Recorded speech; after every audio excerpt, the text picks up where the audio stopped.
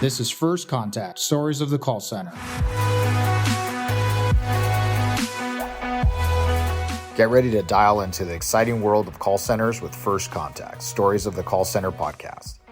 Join us as we share stories from industry leaders, explore the latest trends and technologies, and tackle the challenges and triumphs of the contact center landscape. Fasten your seatbelt for a high-energy journey brought to you by Nobel Biz, the one-stop shop for all your call center needs, both in software and service.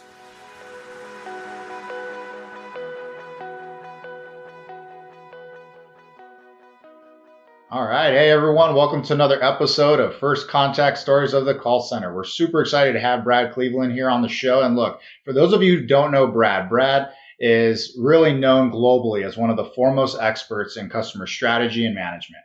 And look, as a sought-after consultant and speaker, he has worked in over 45 states, 60 countries, and he's included in companies like Apple, American Express, USAA, University of California, and many, many others. He's even advised governments, United States, Australia, Canada, so on and so forth. So we're super excited to have him here. And look, for those of you who haven't read Brad's book, he is the author of Leading the Customer Experience, How to Chart a Course and Deliver Outstanding Results. And I think I can also say, Brad, one of the other things is your mission is to help organizations understand and thrive in the new era of customer experience. So with that said, Brad, welcome to the show. Excited to have you here. Thank you, Christian. I'm blushing just a little bit after that intro. Thank you. Honor to be with you. Well, look, I think when we talk about stories, right, and stories are really what allow us to be able to communicate with people. We always want to know, how did you get into the customer experience journey space, the contact center space? Love to have our audience know, what's your story? So I had a perfect plan that I developed in college, and then I just went out and implemented. And if you believe that, I got a bridge to sell you, I think the saying goes. I walked through doors, and I didn't know where they were leading at the time. One of my first jobs, just a quick story, is I ran cable for a company that provided business systems, so telecom and computer systems. And I spent a lot of my time underneath corporate buildings, hospitals. It was hard work. This is underground, under these floors, flashlight on my head. I had some very salty supervisors who would tell me in no uncertain terms so I didn't do something right. But what they were saying is, hey, your work matters. You're becoming a part of this wired, connected world that we're wireless today, right? This connected world we're a part of. And something really got a hold of me. I love that idea. I worked in and around different contact centers and met a person by the name of Gordon McPherson Jr. at a consulting conference. And we struck up a friendship, co-authored some articles together. I ended up becoming partners with him in the International Customer Management Institute. This was over 30 years ago now. I'm dating myself a bit, but we had a chance to work together for about 5 years. Then he retired in the mid 90s, and just an incredible opportunity to learn from a true pioneer. I mean, Gordon set up some of the first contact centers in the world. He was working with organizations around the world, and I just got on that on-ramp. And with his help, had the opportunity to go into these, incredible organizations and work with their teams, and just, it was learning by fire hose, but it was just a tremendous opportunity. So, and I think the thing that really, after he retired, really opened doors is I wrote a book called Call Center Management on Fast Forward. And we've kept it up to this day. It's in its 4th edition now. It's now Contact Center Management on Fast Forward. But we released that to the world in the mid 90s. I think it was 97. And that first edition opened doors beyond my wildest expectations. So yeah, just kind of, what do you have to do in the next 3 hours? Do a good job with that. And that's kind of been my approach. It's interesting that when I find businesses that have gone the entrepreneurial route, and found to be self-employed or running their own company, there's always a story behind your first big client or that first client that kind of gave you that confidence to say like, I can do this, or, oh, wow, it's happening, right? Do you have any piece of that you could share of what that journey looked like for you? Yeah, there were a few, and without mentioning specific company names, they were um, over engineering their contact centers. So I went in as a consultant. I'm in my 20s at the time. And, do I have anything to share and provide here? And it didn't take a whole lot of deep analysis to see, they had way too many agent groups set up. They were trying to handle, they were dividing things out even back in the day by channels too granularly. And so simplification has been a theme for 3 decades now. It's very easy for the contact center to get messy and just way too. We add things, we add metrics, we add agent groups. We don't go back and simplify and consolidate at the same level in many cases. So I had a few of those initial clients where we simplified their agent groups, we cleaned up their metrics a bit, and things got better. I mean, like really quickly they got better, and that was exciting. It gave me a huge boost of confidence, and it wasn't anything I came up with. It was just kind of some common sense. Hey, let's structure this in a good way. Well, it's interesting because we hear a theme, especially even in these last few seasons, is going back to the basics, right? Going back to why you're doing something. And it's interesting that you state that there wasn't something you invented per se, but you kind of went in and said, hey, from the outsider looking in, this is overly complex. And that allowed you to see that going forward, there was an opportunity. So now obviously you have a global consulting firm. Talk to us a little bit about that. What is it that you are really focused on today? What is it that companies come to you for? Give us some insight into that. Yeah, well, thanks for asking. Kind of the mainstay is consulting. So, and I'm completely independent. You won't find as much as a coffee mug from a supplier. That's been my calling card since day one. That I am completely independent. I'm completely focused on the end user. So consulting is something that has been really the anchor over all these years. And I'll work with organizations, and I just take a handful every year.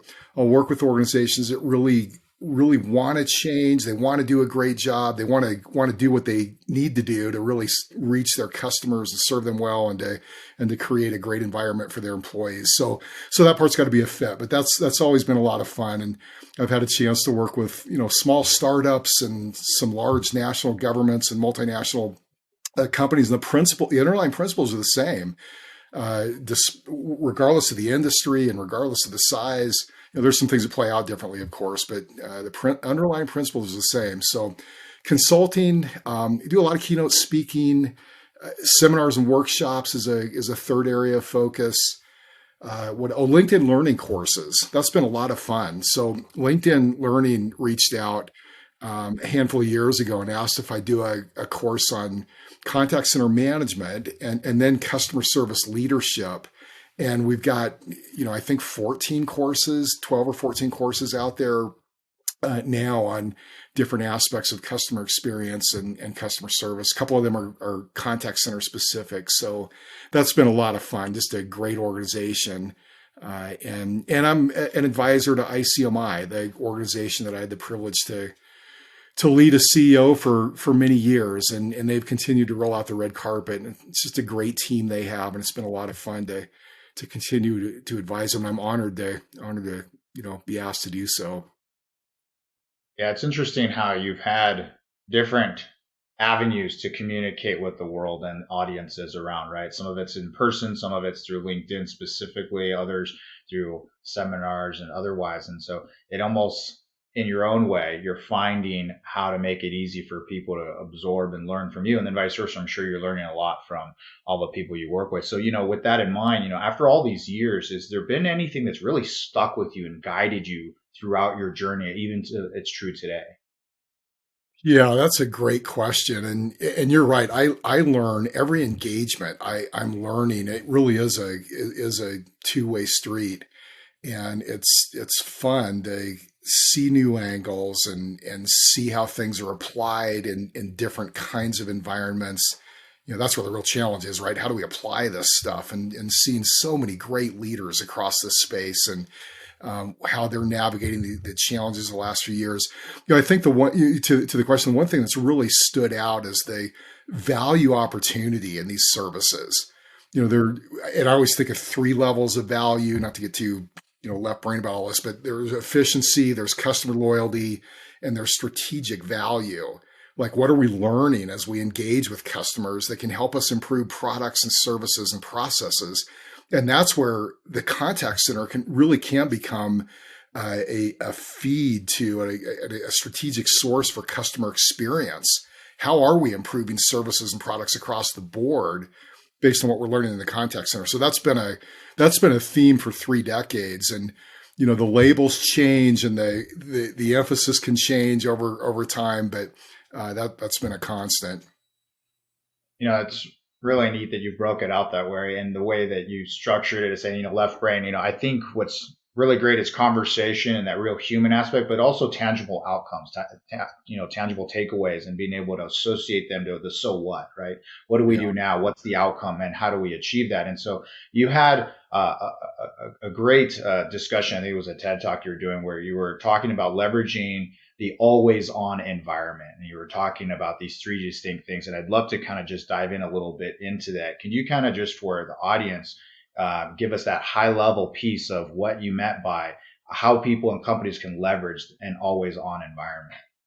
Yeah. And I'll have to remember that talk myself, but the idea is that there's so much coming at us, and the talk was really for individuals, how in our personal worlds or businesses, really either one, but it wasn't contact center related so much. How do we manage this deluge of information coming at us, all the channels, all the social media platforms we can all get entangled in? How do you manage that? And we have to be intentional. We have to know where we're going. As a family, as a person, we've got to know what's important and make sure we're focusing on the right thing. So that was really the gist of that talk. And it was a lot of fun to put together. And it was one of those, speaking to myself talks, like we've got to be intentional today. You can't react. If you do, it just doesn't work. And I don't care if you're premier or president of a country, or if you're, a teenager trying to grapple with everything coming at you. You've got to know where you're going and got to dial in your values. Yeah, it's great to use the term focus, right? Because you were talking about how focus was a choice, right? And I find that a lot of businesses will just move to the shiny objects. You were talking about earlier about, implementing all these work groups and silos and just the next thing. And a lot of times when we look at that, step back and we look at the customer journey, right? It's not a bunch of silos, right? It's a intentional reason to get you from one thing to the next to the next. And if you don't, then there's friction, there's challenges. And it was interesting. You kind of gave a breakdown of, you getting your flight license, I think it was, and all these distractions that were happening, but then you had to focus on one in particular thing. You had to make the decision to focus on that. Have you seen that companies have challenges with focusing on something, making that decision to focus? Are they fragmented? What have you seen, or do you advise when you see people, leaders or otherwise, not focusing and they're just doing a lot of everything? Yeah, and boy, that's such a great question. And there's no bad guy in these efforts. There's just we run into things like, I was in an organization a while back that had 3 different voice of the customer programs. Like, do you guys have a voice of the customer program? Like, yeah, I think we got 3. One in marketing, they're listening. One in IT, and one in the customer service area. That's too many. We need one, and we need a cross-functional team to really dial in that one unified overall effort. So focus is huge. And there are a lot of shiny objects out there. And we talk about the developments and capabilities in technology and what this company's doing with their processes, or what that company's doing with their culture, or whatever. You can get pulled in all these different directions. You've got to start with, where do you want to go as an organization? How are you going to make a dent in the world? How can you be uniquely you, and then align everybody around that?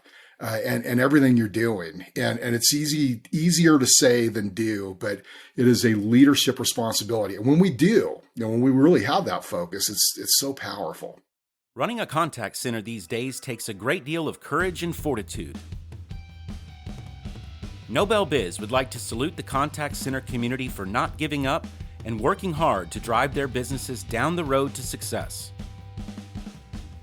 As the promise keepers of the industry, our goal was to provide one of the most versatile and cost-efficient omni-channel solutions on the market. Nobel Biz Omni Plus is a cloud contact center software that gives instant access to a full range selection of channels, from voice calls, two-way SMS, email, WhatsApp, Twitter, Telegram, among others.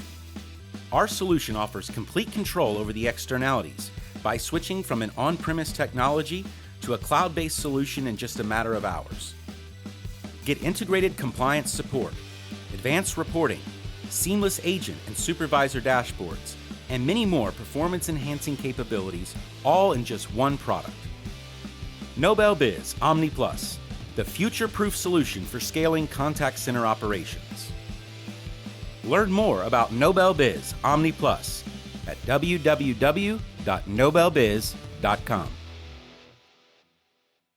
Yeah, and it's interesting. Earlier, you stated the term simplifying, or being, to simplify something. And I find that when in the journey to try to provide something better and different, sometimes we miss the things that are right in front of us. There's sometimes a simple answer, and we make them overly complex. And I don't know why that is, to be honest, right? But when we sit back and we go, oh, well, that's all it was, or that was simple, right? It almost takes us from surprise, and we're just, why did that happen that way? Have you seen, when it comes to simplifying, why is it so challenging for businesses and people to just simplify stuff? I mean, I'm not saying you have a magic wand to solve that, but do you see any common themes of why that is? Well, I feel the answer largely goes back to having everybody involved in innovation. So I'm smiling when you talk about simplifying. There's a story of two space programs in two different countries that had the same challenge. Pens don't write upside down. So in zero gravity, they were finding they couldn't use the pens. So one program spent millions of dollars and developed a pen that can write in zero gravity. Took months, millions of dollars, boom, they got there. The pen works. The other program switched to pencils. I was going to say that. Right? And so back to innovation, we need everybody's insight. We used to have you think of labs and folks in coats, lab coats coming up with innovative new ideas. And we need a team to help corral and manage and implement the ideas. But everybody, the most innovative companies have a culture where everybody's a part of innovation. Someone might come up with a pencil idea that nobody else thought of. So, and your newest employees, and I see this in contact centers all the time. I'll hear managers and leaders say, but between you and me and the gatepost, I'm a little nervous. I don't understand the technology real well. And they brought me in because I had some wins in other areas, but I mean, there's so much to understand here and learn. I'm like, perfect. You've got the perfect perspective. What's going to simplify and create a better environment for your customers? What's going to simplify and create a better environment for your employees? Ask the basic questions. So, and build a culture where your newest employees, the person who's brand new to the work world, let alone contact centers, can ask those basic questions. I was sitting with someone the other day. They're like, if we could take the information from this screen and populate these fields, it'd be so much easier. Is there a tool that can do? Well, I bet there is. I bet you've got some tools that could automatically do that for you, and you're seeing that. Everybody else has just been in it for so long. No one's thinking of that. And I hear that sort of theme all the time. So 100% innovation with a focus on how do we make things easier and simpler. Yeah, and it was interesting that you said around the person with the outsider's perspective, but not outsider in the sense of not just the contact center, but maybe just the fact that they're new. When you're learning, right, you go in and something's new to you and you go in and learn. Some of it's intuitive, some of it you got to really create that muscle memory and build that up. But it's funny how you state where you get someone's perspective from the outside who's not entrenched in the details and they've already been kind of overwhelmed with the reality of they know too much.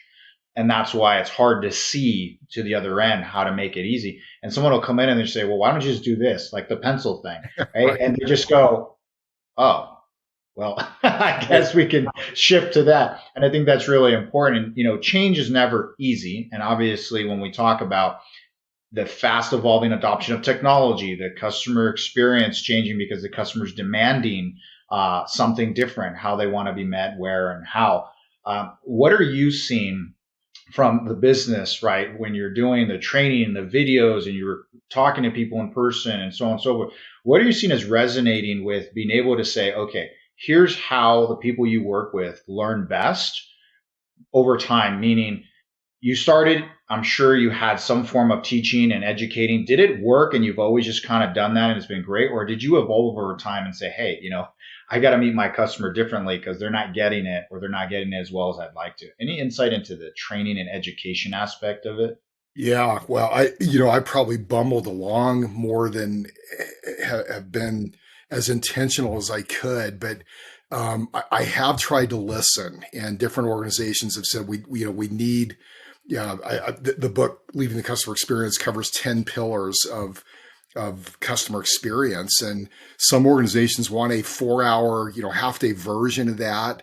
Others want their teams to read the book, and they have lunch and learns where they explore different topics as they go along. Others want the 1 hour, less than 1 hour LinkedIn version.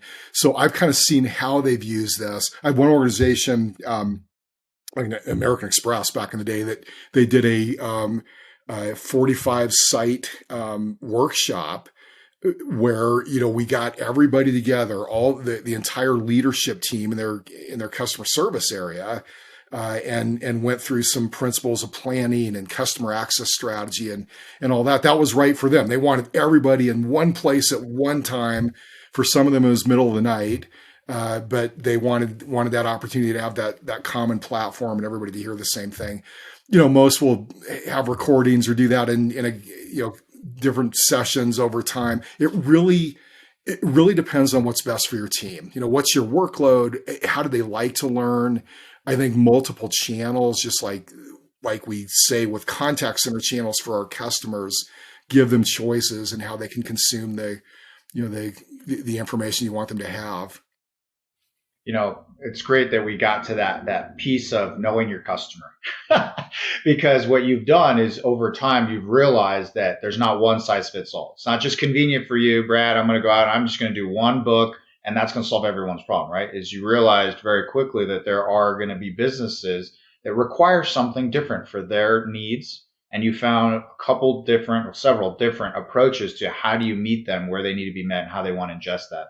And I think that translates very well into the contact center space because it's not just, hey, I only want to offer chat and that's the only way you're going to do business with me. Well, sure. If you have only people that want to engage with you via chat, then that makes sense. So let's kind of shift a little bit over to, things that we find really important in organizations and that we talk about a lot, right? These big buzzwords around mission and vision and values. Do you feel that either one of those or any one of those are more important than the other? And if so, what is it? Otherwise, what is the impact to a business that maybe doesn't have a defined mission, vision, or values? I used to give less attention to and really lend less importance to mission and vision than I do now. It is so important, and I've seen better visions, better missions really help turn ships where they had teams going off in different directions. So mission and vision are so important, and I look for three things: are they focused on the customer? Do they uniquely describe what we do to meet them where they need to be met, and what's the outcome? So REI's got a vision. I don't have it in front of me. I'm going to get it a little bit wrong, but we want to inspire, educate, and outfit our customers to enjoy a lifetime of outdoor adventure and stewardship. I think that's pretty close to their vision. Sounds about right.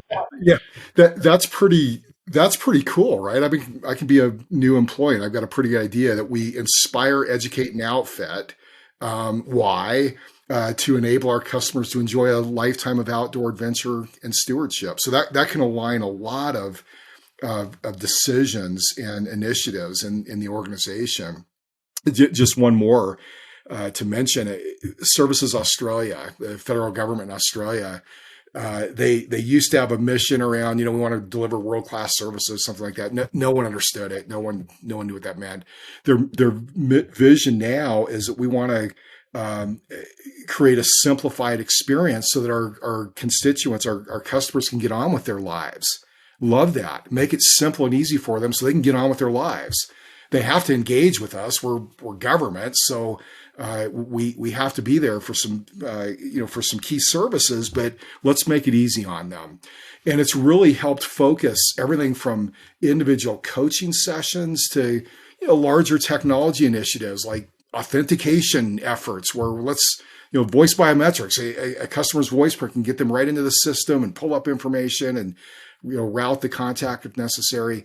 So vision's super important. And I've learned that over the years. Again, don't make the mistake I did in my early years and just not, oh yeah, it's kind of fluffy vision. Let's get on to things that, are crunchier. No, it's super important, and it lends that direction to the crunchy things we need to do to support it. Yeah, I love that because for a long time, right, vision was almost this like page on your website. It was this like footnote piece at the beginning of a document or something. But it really, even just for our company, we look at it and we're made up of people, right? And people have to have a purpose or a reason to do something. If you want to start to tap into them engaging more, doing more versus less. And when you look at that and you see that people are empowered to be able to do more, or they're embracing the mission and the vision of the company, I think it translates into a better outcome for the business and for the end customer, whether it's a product or service that you deliver. And especially when we talk about the contact center space, right, is even in the world of self-service and AI and everything, there's still these complex conversations. There's still a point in which at some point a human interaction has to happen. And when that person is able to embrace and understand where their role is in making that vision real, I think it's going to really turn the ship for a lot of companies and allows them to not just have it as a little thing that is a side note. So it's great to hear. Yeah. Yeah. I would, Christian, throw in one more thought too. If someone's sitting there and thinking, well, our company vision isn't that great, or it's just kind of up here, and how do we apply it? It's fine to have a vision and mission for your team and even for you as an individual. Like I'll go into organizations and a team leader getting exceptional results. I'll ask, what are they doing differently? Oh yeah, that's Amy's team. Amy's got the A team, or the special ops, and they've got this camaraderie around what their part of the vision and mission is. So you'll hear folks warn against having multiple visions and missions, and certainly we don't want them to be different in how they play out. But it's fine to have a supporting mission and vision. I do individually, like going into a workshop or a keynote or something like that. For years, I'd get nervous, and that's all healthy and probably just a part of the freight. But is this going to go like I want it to go? Are they going to get out of it what they need to get out of it? And it just hit me one day. Don't worry about all that. You are here to serve. And I actually wrote it down. I got this scrap piece of hotel card stock that I wrote this down on. I've carried it around since then. I look at it. You are here to serve. All this great stuff about customer experience and enabling organizations to thrive. All that's great, and I've got to work on that every day. But that morning, in front of that group, I'm there to serve. If I focus on that, it all rolls up to something that hopefully is helpful. Yeah, no, I love the fact that you simplified it to something very core to what you're trying to do for others, right? And then that translates into the other things, right? If you're trying to help with customer experience or retention or whatever it may be, are you serving right now? Are you there to serve? And, like for us, ours is promise keeping, right? So every time we come back and say, are we being promise keepers, right? And that can extend to other things as well, which is not just make a promise, keep a promise. Is part of being an expert in X or Y basically means, are you educating yourself? Are you always being a student? Are you always trying to make sure that that thing that you want to give out into the world, that you are keeping up with it, that you are providing things that are relevant to people? So it's great to see that you have something that resonates really deeply with the way we approach stuff. And so it's great to see that you've been so successful in that. Now, Promise keeping's great. Love that. yeah, I mean, Steve Biederman, our president, brought that to our company, and so we've been very fortunate to have embraced something that's so impactful. And always good to see when leaders come in, whether they're the head of the company or otherwise. Even the groups like you're talking about, where they have the A team, where they take it upon themselves to say, this is what's going to take us to that next level. And then you have groups around them that just surround them and say, let's do it. And they buy in, and you can see great things happen. With that said, of course, though, one of the things that I've seen is this idea that's been brought up around the new era of customer experience, right? How are you seeing exactly how companies are adapting to this concept? Great question. So everything has been put on fast forward, and it's on the heels in the last couple of years. It's on the heels of these incredible technology disruptions that have come along. The web browser brought the internet to everybody, and our businesses. The way we do things in the 90s, and by the year 2000, we're all using it. Really changed the game. And smartphones come along in 2007 and 8. By 2010, we're all carrying those devices around in our pockets and purses. And more recently, the cloud and AI and just machine learning. All these tools are incredible disruptions, but together they got accelerated by COVID. I remember talking to the senior VP of an insurance company in February of 2020, which seems like an eternity ago now. But I was supposed to fly out and do a workshop for their team in person. And he's like, Brad, we've got these aggressive plans to move 30% of our workforce to maybe it's 20% to home over the next couple of years. Maybe it's 3 years, something like that. We're going to get there. And it's aggressive, but we're going to get there. And COVID tumbled the world, and I caught up with him in April. We ended up doing the session virtually, but I'm like, how'd that plan go? He's like, yeah, make that 100% in 2 weeks flat. It was a heavy lift, but my goodness, we did it. And the exhaustion level is high, but the confidence level is really high right now. Like I'm hearing in a lot of different executive boardrooms, we got through these last few years. What's next now? We've got some baling wire and chewing gum holding things together. What do we need to do to get there? So there's a lot of focus on customer access strategy, which sounds like consultants speak, but they're the 10 components are, we write about them in the book and write about them in Contact Center Management and Fast Forward as well. That book, they're so essential. So who are our customers? What issues would come up in their world, what channels would make sense for them, in what kind of environment, what kind of engagement. You just go through these 10. It takes some work, but then you've got a plan that makes sense. So the principles of the new era of customer experience aren't dramatically different from the past. They just really are on fast forward, and we really do need to roll up our sleeves and do the hard yards to make sure we're ready for it and creating experiences that work for them. What's so true of what you said is you even simplified the idea of the approach to adopting this change that is demanding of you, right? Whether it was COVID and it was in 2 weeks, or whether it's the technology has changed in a way where now people can get information faster, they're more informed, their expectations of timeliness and responses that much more strict. And so you've gone back and you said, okay, here are the 10 things, but you've even said simpler than that is you got to stop for a minute and you have to document what you're trying to achieve and why you're trying to achieve it. Because then otherwise, all the other stuff is just noise and effort and time and people that if not done right, it's wasted, or worse, it's wasted and you create a bad experience for people. You upset them. And you end up creating this friction that you didn't have to in the first place, which translates into now, right? We're talking about this idea of personalization, right? Everybody is unique, but everybody does have some overarching themes of what they want from something, right? They want something maybe fast. They want it well built. They want quality. when they have an issue that they can get it resolved and someone's knowledgeable. You can go down things that are probably pretty uniform, but then in the end, it's like, but me, I want to be unique in the fact that I want these things this way. And some companies have this broad brush, right? Saying, well, everybody who goes through the phone gets treated this way, everyone through chat this way, and so on and so forth. And so as we get to personalization in that customer experience, I understand that there may be even 3 levels around personalization, how it can be executed. Can you give some insight into that approach and that dynamic? Yeah, so personalization really needs to come from our customer access strategy, who are and to get away from the broad brushstrokes you just described, which are, we know they're not going to work for everybody. So who are our customers, and get as granular as you need to about who they are and what their needs would be.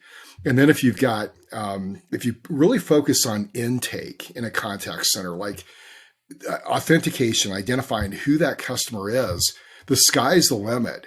So just to use a simple example, I fly a couple of airlines a lot. They both answer me it's a system, answer me by name. One is Brad and the other is Bradley. Bradley makes me feel like I'm in trouble, but so I like Brad a little better. But it's pretty cool. They can pull up my information, my itineraries, get me to a person that would an agent group that would make sense, offer channels that would make sense, self-service options. If we know who the customer is, we can be as proactive as we need to about next steps. So there's that, and there's just there's different levels and different ways to define how to personalize, but it should all flow from the customer access strategy. Who are our customers, and what needs do they have?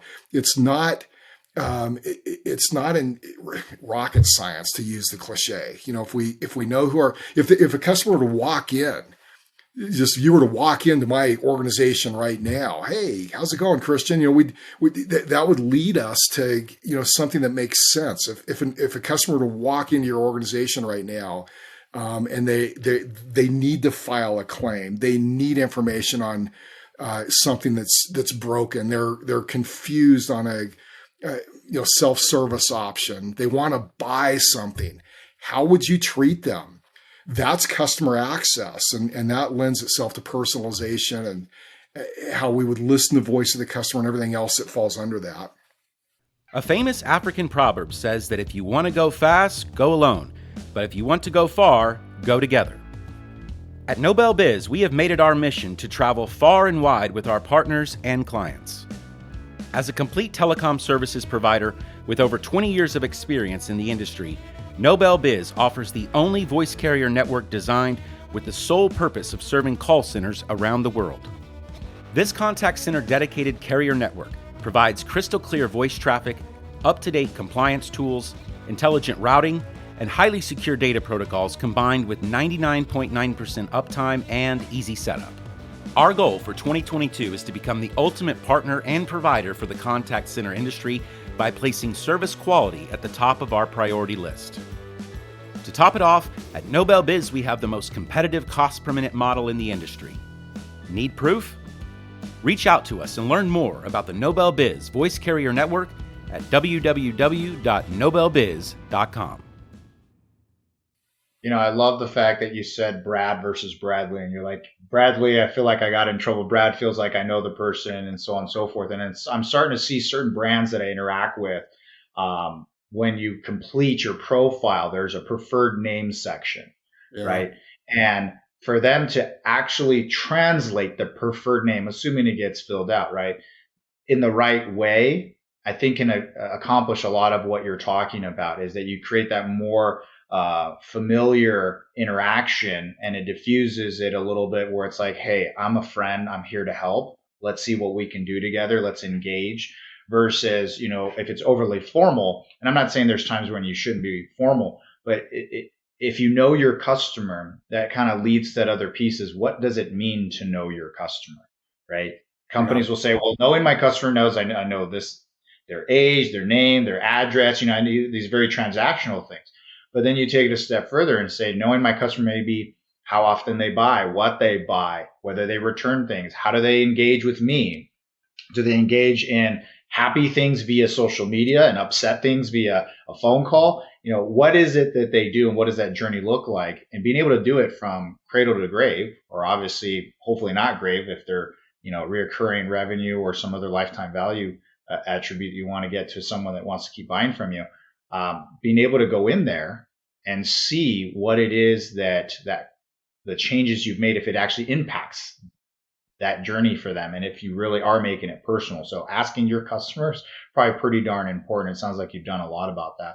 Any Well, thoughts around how you just describe that is perfect. I mean, there's a lot of wisdom in all the variables you just mentioned, and how we really would best understand our customers beyond the transactional information. So yeah, very much what you just described. And it's fun to do that. How do we get to know our customers better?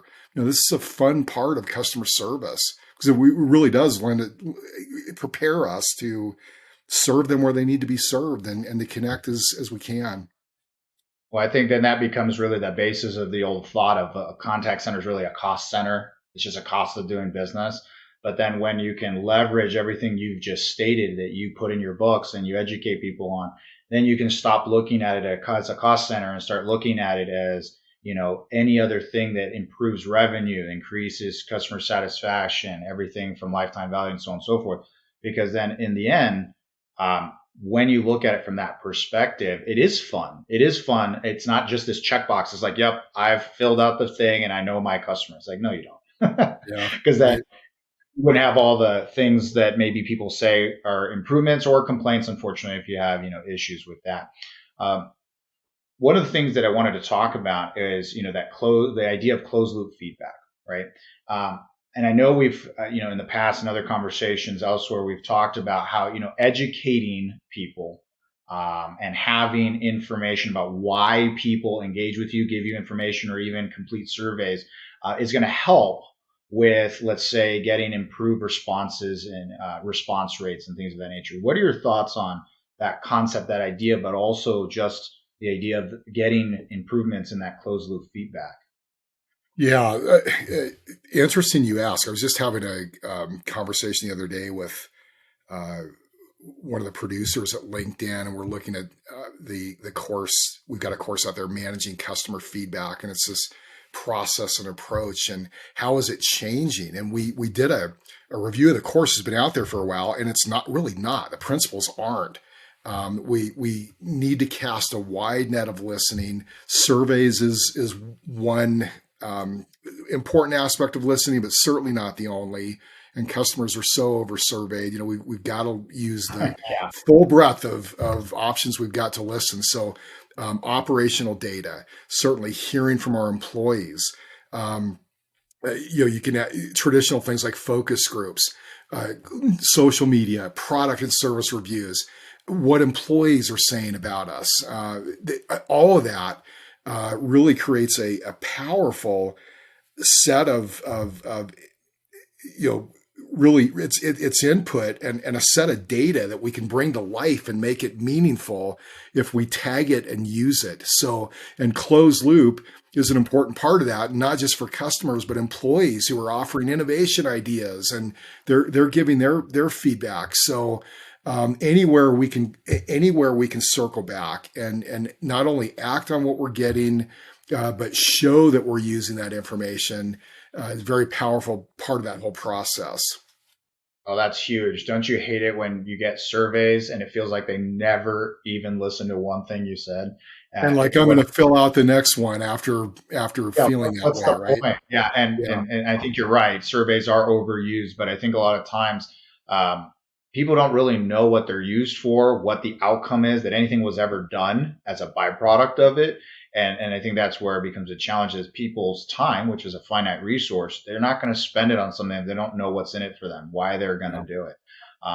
With that said, I know we have, a lot of trends we're starting to see. When we look at 2023, what trends do you think, whether it's operational, customer experience, technology, are you seeing some big things that you're excited for, or just saying, wow, this is something to look out for? Yeah, so my answer is a little different than the answers I hear coming from others. Not that it's any more correct, maybe just rounds things out. But if you ask that question of a lot of industry pundits right now, you hear things around conversational AI and machine learning and omni-channel and all that. I feel like those are supporting aspects of some trends that are even more important. And one is really getting to the value of the contact center. Where are we going to use AI? Where are we going to focus our training efforts? Where are we going to roll out and maintain this or that channel? Or with some organizations, reduce focus on some channels and to really emphasize others. All those questions are supporting to what's the value of the contact center.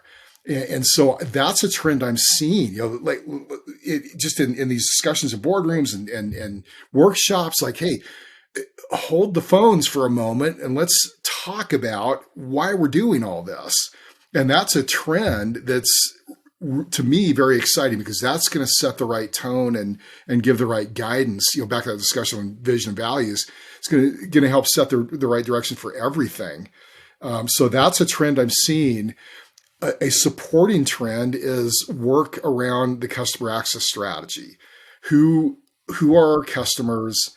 What needs do they have? What channels do we roll out? What hours of operation? What agent groups and level of technical proficiency and experience and all of that are we enabling them to reach around their needs and expectations? Just a lot of roll up the sleeves work around the customer access strategy. And again, that then lends direction to decisions we're making around the tools and technologies and all that. Certainly some really innovative things happening in those areas, and those are important answers in all this, but get the big stuff right, and those things tend to make a lot more sense. Yeah, I mean, all of them in some sense or another are tools, right? But to use the right tool in the right way, you also have to know what you're trying to build and why you're trying to build it, and so on and so forth. And so I think that leads back to our discussions earlier around, slowing down, make it simple, which is first, why am I doing this, right? Before I just start spending money and hours. But you can't really manage easily things that you can't measure. And you've had a LinkedIn, course on metrics for service operations. What do you think are some of the most essential things a company really needs to focus on when it does come to metrics, when you get to that point? Yeah, wow. Metrics are a fun conversation. In a lot of organizations, if you were to print out what they're measuring and following, you could cover a small parking lot. They're just trying to look at too much. So the theme with metrics is the theme with so many things. You'll simplify and make sure you're focusing on the right things. There are 7, and they're on my website. I'll go through them really quickly here for our time's purpose, but we encourage you to explore them more deeply. And they're foundational to more strategic. So forecast is one, and people look at me sideways when I mentioned forecasting as a metric and as one of 7 metrics. Are you kidding? That sounds so operational. Hey, you try to manage an environment where you don't know what's coming through the door. What's coming through the door, metaphorically speaking. We've got to have a good forecast. We've got to have a schedule fit to it. We've got to have resources that match. So workload, resources to meet it. A third out of 7 then is service level. Service level and response time. Our customers getting to where they need to go. And some will point out, well, that's not near as important as quality. Yeah, that's apples to oranges though. Quality can't happen unless they get somewhere, unless they reach the resource they need. So service level and response time. Quality's 4th up the list. Again, we're getting higher level, more strategic. A 5th would be employee engagement, such a leading indicator, so important. It's not going to happen if we don't have those foundational things in place. It's a mess that no one wants to be part of. Customer engagement and loyalty would be 6, and strategic value. What are we learning that can help us improve products and services as an organization? So very quick tour of the 7 that we like to underscore and emphasize and look for in organizations. And if there are gaps, they're generally huge opportunities. Yeah, now obviously anybody who wants to know more about that, they can engage with you, they can learn more from your services and books and everything else. But, for the time we have today, I mean, it's great that we were able to go through those 7, and each of them could be a whole conversation into themselves. But, with that being the basis of, what people are doing, and let's say they adopt those things, what are you finding now and going forward are just going to be the biggest challenges or the biggest challenge that contact centers are dealing with at the moment? Well, right now it's what I call blocking and tackling. It's getting the right resources in the right place at the right time, doing the right thing. And you'll hear, the great resignation and quiet quitting, which is the silliest term we've ever come up with. But there's a lot of challenge right now just around getting the right resources in place at the right time. I'm not seeing the great resignation and certainly disengagement, if that's what we mean by quiet quit. I'm not seeing that play out the same in different organizations. I'm seeing some just have a heyday right now and attracting the kind of talent they need because they've got empowered environments. And back, you mentioned the word purpose. That is the number one issue for any of us in our work worlds. Do we have a purpose? Do we know we're making a difference? Some organizations are not choosing to participate in the great resignation. And there's no finger pointing in this. If you're listening and you've got a challenge with turnover and that sort of thing, you're not alone. And it's an opportunity for us, though. So that's a challenge right now. And I think the other challenge is just in a contact center environment around this whole buzz term omni-channel. We've got a lot of ways for customers to reach us. How do we put that all together and make it elegant and simple and intuitive for them? It's funny that you mentioned omni-channel because I was just going to bring up that topic. We had slightly discussed the concept of it earlier, but we've been talking about omni-channel forever. It's nothing new, right? But have you seen companies during the pandemic going forward when the rules were broken, right? You were just like, I don't have a choice. I have to change. Did you see businesses finally start to adopt it differently or better than they did in the past? Or do you think it's still just a continuation of some do it okay, some do it well, some not at all? What are you seeing when it comes to from the pandemic's perspective to now going forward around companies actually what we'll call implementing and using a real omni-channel experience? Yeah. It's a really good question. I think there's been some learnings that haven't entirely translated yet to customers yet and what they experience, but COVID forced a lot of organizations to adapt very quickly, and many threw self-service options in place. And if we can offload 10% of our workload through these chat applications, that'd be great. What it did though was force them to have an exit out of those self-service capabilities. We're going to cause incredible frustration if customers can't move beyond that and reach the resources they need. So I think that whole experience taught a lot of managers and leaders in contact centers that we've got to think not in terms of channels, but in terms of how they work together, in terms of that journey through channels. We're not there yet in many contact centers. There's work to be done, but I'm excited about the improvements that I'm seeing. And again, this sounds like a broken record, but start with your customer access strategy and think in terms of a customer's progression through what they might need. They start out in search or your website or an app, and what happens beyond that, what channels are involved, what information do you pull up? What channels would work side by side, maybe video, sharing a screen, what does that look like ideally? And that's leading us to more robust, what we can truly consider omni-channel environments. Yeah, I think you're spot on when you talk about how each of these channels, they're treated as like individual moments in time, silos, even teams of who's working with the customer in that moment. And there's not this stop to look at how is the use of all these things as part of a holistic journey, right? Whether it's a transaction or the overall experience of an ongoing relationship, how does it actually support the customer feeling that this is easy, this is simple, this is less friction, this is better versus, well, this is better for my cost, or this is better for my staffing, or this is better for my work groups and my management approach, or whatever that may be. But when it comes to the pandemic back, let's flip it to the other side. Has the customer experience from a behavior, has the customer's behavior changed since the pandemic, or even their expectations, or is it still kind of just been a blip on the radar and it'll go back to the way it was before? I think we're going to see some changes that will have taken hold that aren't, we're never going back. There was a lot of margin for a while in customer expectations that 8 hour waits to get through to your airline, for example. And through 2021, that wasn't uncommon with mainline carriers. And yeah, it's busy. It's a weird time. We got some grace from customers. I think now we're not only beyond that, but customers are experiencing a wide range of experiences with different organizations, and they're kind of getting through their thought process, the idea that we can do things differently. There are real decisions we're making behind the scenes that impact them. And I think they're going to reward and are the organizations that treat them well.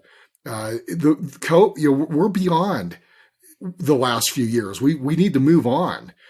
So it's time to get service levels where they need to be. It's time to create those omni-channel experiences that really work for customers. So I think the expectations are going to go up, but I think there's going to be an even greater sort of awareness on the customer side that these are intentional decisions we're making. So they go not just, oh, that was a great experience or that was not a great experience. They're going to have some ideas about our brand and our values based on how we're treating them. And maybe that's always been the case, but it certainly is now. So great conversation, a lot of great content. Obviously, we're at the end of our slot. I want to just finish off with a couple personal pieces, right? From your perspective, it sounds like, the end of the year for 2022, going into 2023, moving forward, any plans, any personal things from you that you've learned that you just said, this has impacted my personal life, being able to say like, hey, this is how I take it forward as a learning opportunity or learning moment? Oh yeah. That's a fun question. I appreciate it. I'd start with that century-old, wise counsel that, Lord willing, we'll do this or that, this year. None of us know exactly what tomorrow holds, but we've got the gift of today. And I've got trips to Dubai and Spain in the works, some exciting, conferences there. There's a couple more LinkedIn courses and one on contact center leadership. I've got one on customer experience and customer service leadership. This is even more granular. LinkedIn Learning reached out and we recorded it recently, and it takes a few months to get everything in place then and launch it, but that'll be available in first quarter of 2023. So I'm really excited about that course. And some ICMI conferences and events that are on the docket. And I've got an update of contact center management on Fast Forward, which is it's in its fourth edition. The fifth edition we're looking at 2024 for, which is not so far down the road. It's an appalling idea, but wow, time is moving. So all of that goes back to that little scrap of paper. You're here to serve, and what does that mean for me this morning? I just have to remind myself that you've got today, and do what you can to be helpful. So with that in mind, how do you find a work-life balance? What do you do to disconnect, to de-stress, something when you're not serving others, but you're serving yourself? I love flying. You mentioned that. I don't get out a whole lot these days. I'm generally a passenger with others. But I love the aviation in general, and that's fun. I just taking walks with Kirsten. We've been married for 34 years now. She's my number one go-to as a confidant, mentor, and wise counsel, and just taking walks, taking a run, just reading by the fire. It all sounds pretty simple. Well, stopping and doing it, making time for yourself is the hard part. It's not the fact that there are things you enjoy, and it's great to hear that you got some of those. So look, there's going to be people that want to get a hold of you. They want to understand how to connect with you. How best can they connect with you and your business? Yeah. So any way that you would like, bradcleveland.com is the website. And you go to the contacts page, there's, LinkedIn, my email's there, just however you'd want to reach me. I'd love to, love to hear from anyone who would like to reach out and make a connection. Perfect. Well, that's been a great conversation, a great time. Hopefully the audience, you've loved it. This is the finish of this episode for First Contact Stories of the Call Center. Catch you next time. Thanks so much. Thank you. Thank you for joining me in this episode. If you're loving the content, make sure to hit that subscribe button on your YouTube channel for exclusive clips, webinars, workshops, and bonus materials. And if you're an Apple iTunes listener, we'd greatly appreciate a 5-star rating and review to help spread the word. On our YouTube page, you can also leave us feedback, comments, and suggest future guests that you'd like to hear from. For even more valuable insights and information on the call center world, visit nobelbiz.com and access our on-demand webinars. I'm Christian Montez, and thank you for tuning in to another episode of First Contact Podcast. Stay with us for the next exciting chapter.